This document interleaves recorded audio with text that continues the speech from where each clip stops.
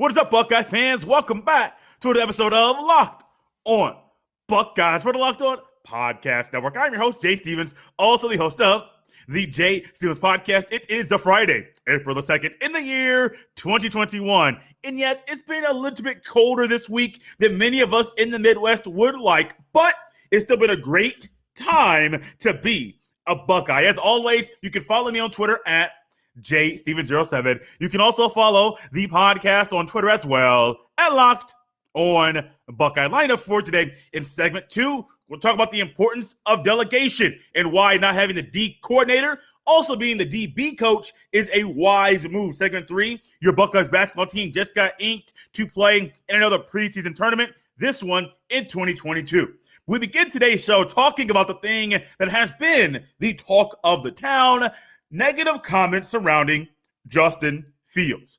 This happens every single offseason. It always happens. When it comes to offseason comments after the football season's over, between the combine and the draft, or between the pro day and the draft, I sit back and I say, I don't care about anything you say. Show me the tape. Because a lot of the stuff that you'll see or you'll hear stems from the Underwear Olympics. People out there wearing compression shorts and a t-shirt or no shirt at all, running 40s, running cone drills, running shuttle drills, running around bags, running over bags. If you're an old lineman, got to hit the sled, get around it. I mean, these are things that happen, but once again, the Underwear Olympics is not real football. And I think the thing that many fans have fallen into the trap of lately, and media people as well, they're realizing, they're looking at, they're viewing, and they're analyzing people based off the Underwear Olympics. Oh, he's going to be a surefire top 2 pick, a top 3 pick. He's just that good. Oh, man, please sign me up for him. Why? Because of the Underwear Olympics.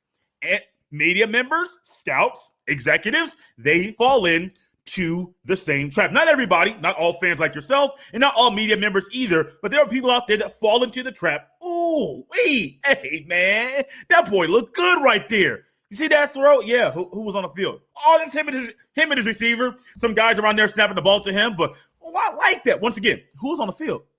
Was it 11 or 11? Was it 7 on 7? At least 7 on 7. I mean, it could be 7 on 7. No shoulder pads, no helmet. Just guys out there guarding people. I mean, the skilled guys, they don't got to. I mean, who was on the field? Oh, it was just his pro day. So you're going to analyze. You're going to break down a pro day workout and say, "Ooh, that's my guy," or "Ooh, that's not my guy," based off the Underwear Olympics. And I think that's what's happening right now. People have gone out and then, based off the Underwear Olympics, well, he did good here, but then we're going to go back to the film and we're going to pick some things apart. Be careful. Be very, very careful. This time of year, fans, media members, they're going to be feeling some type of emotion, or they're going to be saying some things that, well, just don't make any sense. I caution everybody, caution you. Don't let this talk that's going on right now take up all of your emotion, take up all of your time. It's not that important at all. You've watched the games, probably watched more games, every game of this player, and the scout may have watched a couple. I'm not saying that they don't watch the film, don't get me wrong. But a lot of the times, you may see a player one way because you've seen every snap. They may see a snapshot and say, that's how we're going to view this individual. Or you may go to the stat sheet and say, well, here's some advanced analytics, 20 yards, those 20-plus yards, those between 10 and 19 yards, those type of aspects. Be careful. Be very, very careful. And what's happening this year, which happens every year as well, executives or scouts are filtering in comments about Justin Fields to different media members. A lot of you may have heard the comments that Dan Orlovsky made, where he is simply relaying a message that was given to him about what certain people are saying or how they view Justin Fields. Work ethic has been something that's been knocked from a couple people. His throws to the number that aren't to the number one receiver. Okay, I get it. I understand it. You've heard my criticism or my analysis of Justin Fields during the season. You've heard some of it after the season as well. But be very, very careful. I'm not going to attack or get mad at Dan Orlovsky. I am not. He could have chosen to relay the message or to not relay the message. He happened to choose to relay said message. So be it. The person that's going out and knocking that man's character and knocking his work ethic, we don't know if that's someone that has talked to Justin Fields personally or talked to Ryan Day or where the information is coming from as far as what Justin Fields on the field is. What we know about Justin Fields did change his diet. He went to a vegan diet. And if you have not tried doing that before, it's not easy at all. So he changed his diet to a vegan diet. He was a main person going out trying to get a football season played last fall. I remember watching an interview on Good Morning America, or one of the early Good Morning shows, national shows. Right, and he was going to Get Up. I saw that interview. Actually, watched that one live. He was going all around. We saw Justin Fields working and working and working and working and working day after day after day. Not while I was there personally, but just things that we're seeing on social media, and those that were inside Ohio State, inside that program, they have talked and raved about Justin Fields' work ethic. So, with that being said, I caution everybody, every single person, to not fall into the trap of what these analysts or scouts or executives are doing right now in trying to slander Justin Fields. It happens every year. It's going to happen next year. They may slander another Buckeye. They may say Ohio State has never had a top quarterback or an elite quarterback or a good quarterback in the NFL. Whatever you want to say, the past is the past. This is the present. Be careful. I caution you. Because between now and the draft, and maybe even after the draft, I'm pretty sure you're going to hear something else knocking the play of Justin Fields. Does it make sense to go that route? To me, no. But it's what these men do, women as well, I'm not going to leave them out. It's what the executives and the scouts do to position themselves to get the player that they want. I have taken a step back.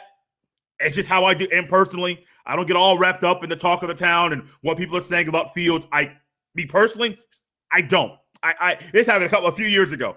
Something happens right now on TV, I back away. I don't watch as much ESPN as I used to, FS1 as I used to. I just back away, do my thing day to day, and go about my business.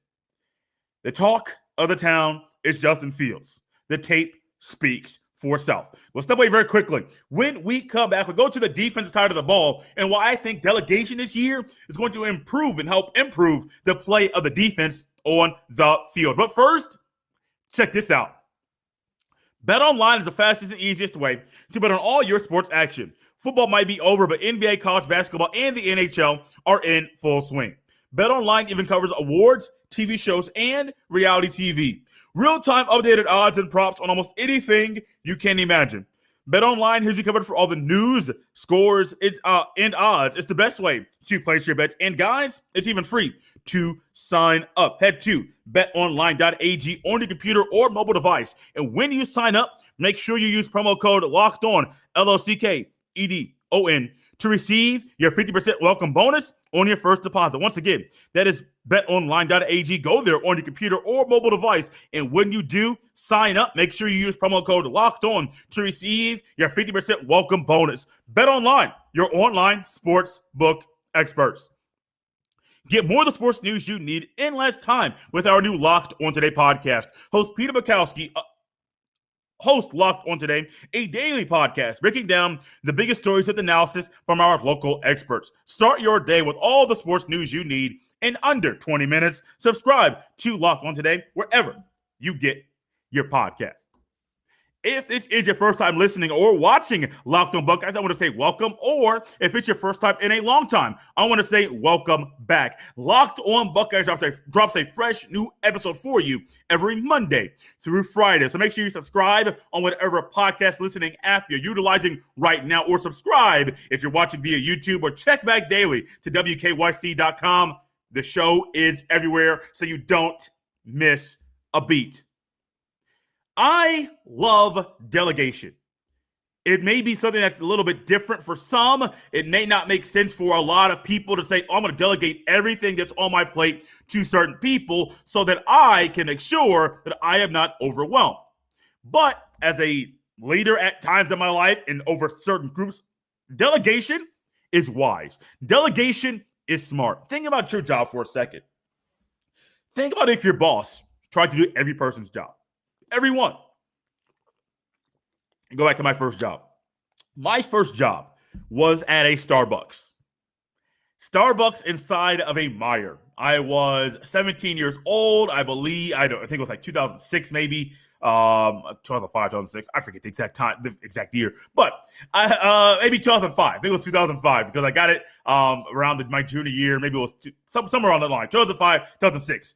And my first job, I got it because I knew the manager. I didn't know they worked there at the time. I'm sitting down there in Meijer, the old school way. You got to go into the store. You got to sit down at the computer, start typing away, start putting in your resume. I had a resume at that time. Start filling out your address, where you live, all that stuff. So I was doing that. All of a sudden, over my shoulder, my left shoulder, I remember this very vividly. I look over and I'm like, oh, I know her. I know her. Well, her son was in the same youth group that I was in at church. So she looked at me and said, oh, aren't you so-and-so? I said, yeah. Aren't you? Yeah, that's me. Well, whenever you apply, make sure you put Starbucks and I'll help you get a job. And so be it. She helped me get a job. Now, think about my first boss. Starbucks, inside Meijer. It gets kind of busy. Sometimes there are some slow moments. But think about if that one person tried to do everything. Or if the person in charge, first name Julie, leaving the last name out. Think about if Julie tried to do a lot and then all of a sudden they had an assistant. And it was the head person, the assistant, and one person underneath. Morning, afternoon, and closing. You know how bad that would be? 7 days a week? All those hours where you're running a short staff, trying to help the company make some money. I get it. We're all in the business of making money. But at some point, you are going to get, there's my alarm, you are going to get a little tired, a little worn down. You're going to want to take a vacation and you can't because you have nobody there to help you out because you didn't delegate and hire more people. Manager, assistant manager, and one person underneath that has no title at all, except for no higher title, except for team member. Being a team member is not bad, but team members need help, assistants need help, and the manager needs help. I think one thing last year that hurt the Ohio State Buckeye defense was having your D coordinator also being your secondary or DB coach. I understand it. It may be something that you think that person can handle.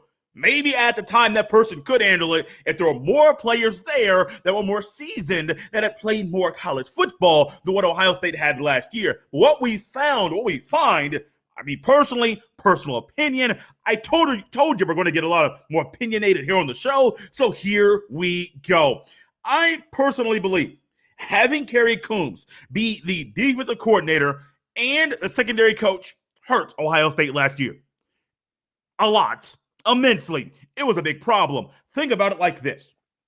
So you have a guy who is going to be your D coordinator and your secondary coach. First time coaching under Ryan Day, and the offseason is different. So he's not only having to worry about the secondary in the offseason, the entire defense, the entire scheme. He's having a hard time implementing his own scheme, not just to his secondary, the defensive backs that he's coaching, but to the entire defense. And we saw last year, players consistently, schematically, probably was a problem. Did he have enough time to properly put in his defense and put in the things that were what he wanted to do with his team? I don't think so.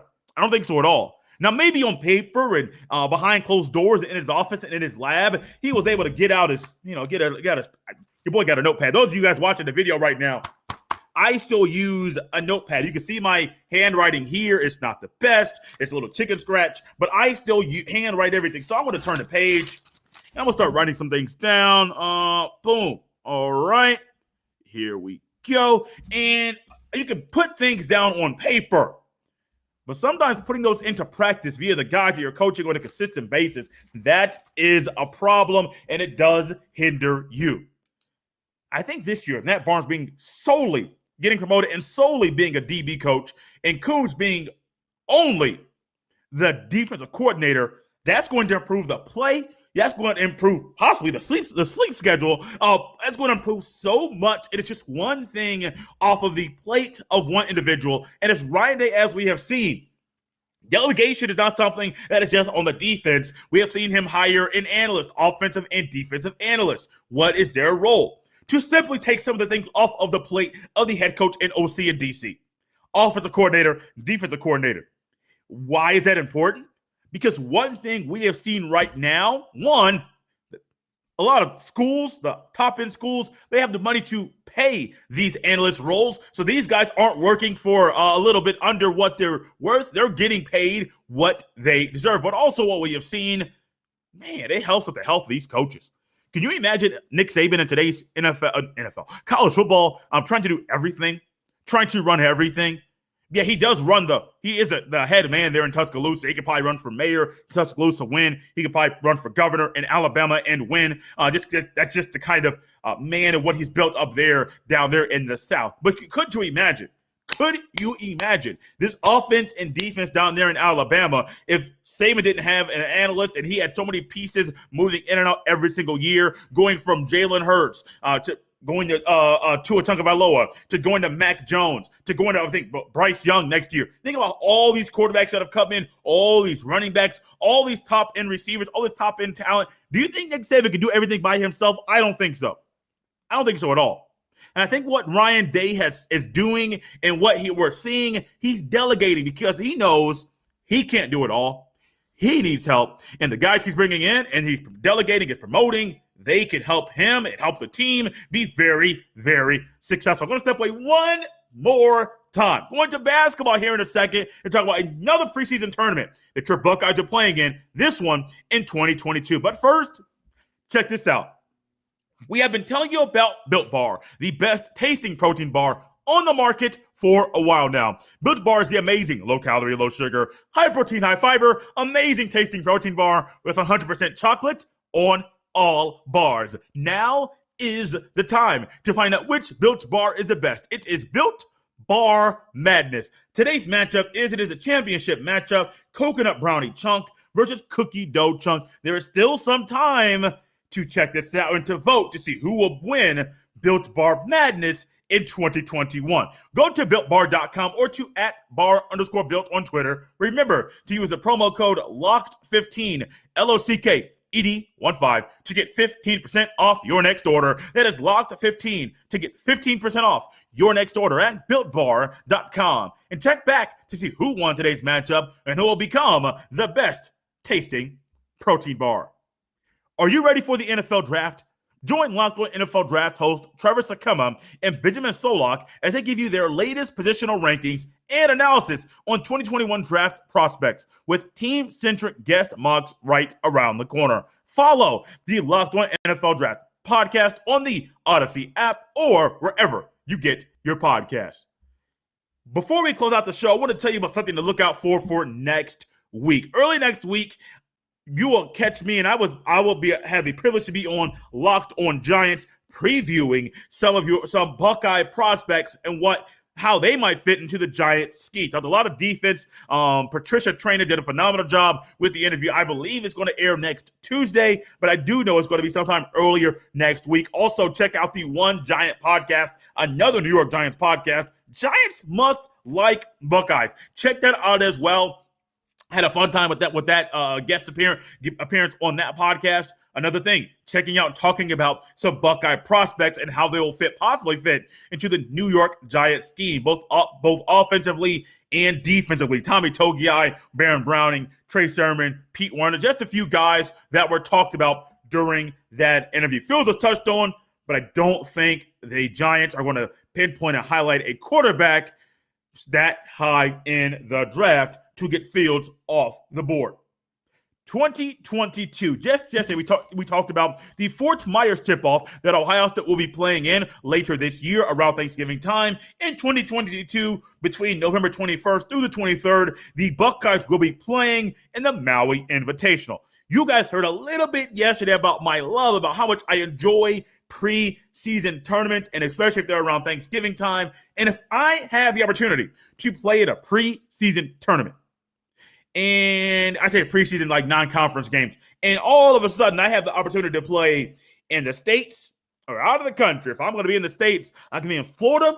Or if I could be somewhere where it's cold, I'm going to pick Florida or outside of the country near the Caribbean because, man, that sounds so nice. Hawaii doesn't matter. It sounds so much better than these winters that we get here in the Midwest. The field that'll be playing in the 2022 Maui Invitational goes as follows: Arkansas, Arizona, Cincinnati, Creighton, Louisville, San Diego State, Texas Tech. One thing I know about some of these schools, one, the Louisville's going to have a couple local kids that I saw play high school ball. They'll be playing there. They're actually brothers, Dante and DeAndre Davis. Texas Tech, Chris Beard is now at the University of Texas. San Diego State has been on a trajectory as a mid-major that has been kind of moving up the ladder or staying very, very steady. I think there'll be another steady opponent right there in 2022, the Arkansas Razorbacks.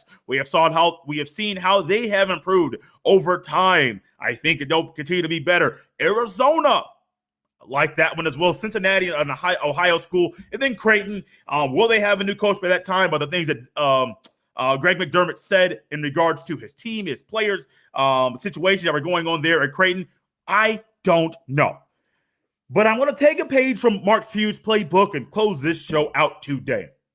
One reason that Gonzaga is so good at basketball, one reason that Gonzaga has been able to recruit elite players, one reason that Gonzaga under Mark Few has not missed the NC2A tournament. Let me say it again for you. People harp all about Tom Izzo and how his tournament run and how it was almost going to be messed up and thrown out the water and ended, but that didn't happen. And now we see that Mark Few, he gets highlighted. Mark Few, his team has not missed the tournament since he's been coaching the team. Think about that. Spokane, good for basketball. But how many times in the 80s and 90s did you hear about Gonzaga basketball? Everything I have heard, Gonzaga basketball was not that hot back then. So now we have a coach, Mark Few. And one thing you look at and you see while he has been at Gonzaga, is his non-conference games, they have been tough. He is not afraid to schedule tough teams. And one thing we might see in the national championship, is a matchup from earlier in the year that we didn't get due to, I believe, the Rona canceling the game. Looking to see Gonzaga versus Baylor. Pulling up Gonzaga's non-conference schedule right now to see who they played this year. It was a little modified non-conference schedule due to the Rona and the timing and the start of their season. But in the non-conference schedule, non-conference slate, Gonzaga played Oklahoma. Then number 8 team Creighton, then number 5 team USC, then number 6 team. They didn't know that was in tournament. Excuse me. So here we go. Regular season. They played Kansas. They played Auburn. They played West Virginia. They were supposed to play Baylor. Supposed to play some other schools that got canceled. They played Iowa as well. So let me see here. Then number 6, then number 11, then number 2 were supposed to be scheduled, and then the number 3 team. Won all of them. 12-point win, 20-plus point win looks like, 23-point win against Auburn, 5-point win over West Virginia, and then over Iowa, that was an 11-point win. Only one single-digit win for the Gonzaga Bulldogs all season long, and that's a proper way that we have seen Mark Few continue to prepare the Gonzaga Bulldogs for a deep tournament run once again, and this year, they look like the best team in college basketball. And Chris Holtman, he could look at Mark Few, he could look at all the other great coaches around college basketball right now and say, what are they doing in the non-conference? Playing in more tournaments, playing more harder competition during the early part of the season, playing more back-to-back-to-back games where you're playing 3 games in 3 days. You're a youngster, you're 18 to 22, you got the energy to do it. I know when I was that age, I had the energy and I could do it now. I don't play basketball consistently, but if I needed to play 3 games in 3 days, sign me up. I could do it. These non-conference games are good for two reasons. One, not just only because you're able to go out and go to a place you might not get to go, and it's a free trip, but two, it properly prepares you for the long stretch, the grueling run that you'll see, that you'll experience during the NC2A tournament. Early games, good games, tough games early on in the season prepare you for the Big Ten regular season tournament, prepare you for the Big Ten Conference tournament, or Big Ten regular season, Big Ten Conference tournament, and then to prepare you for the NC2A tournament as well. Would Gonzaga have been as dominant if they didn't play those tough games early on? I don't know. But it sure seems like those tough games early prepare them for the long run that they've gone on in this season. Thank you guys so much for listening and enjoying another episode of Locked On Buckeyes. As always, you can follow me on Twitter at JSteven07. You can also follow the podcast on Twitter as well at Locked On Buckeye. Remember, guys, 5-star reviews. Fill up that review section on Apple with 5-star reviews. Other places you can listen to and enjoy Locked On Buckeyes are the Odyssey app or Google Podcast, Stitcher, iHeartRadio, just to name a few places. You can subscribe or follow Locked On Buckeyes so you don't miss a beat. Come back next week. I know I've been teasing a little two-part series that I've been talking about we're going to do for quite some time. With so much news coming out, that gets pushed to the back burner because the current news is always most important. And guys, no matter what people say, don't let them derail you, and keep that hashtag going. And remember, there's 2 words we're going to end this show with once again, and it's something that I think we should do consistently at the end of every single show. Go Bucks!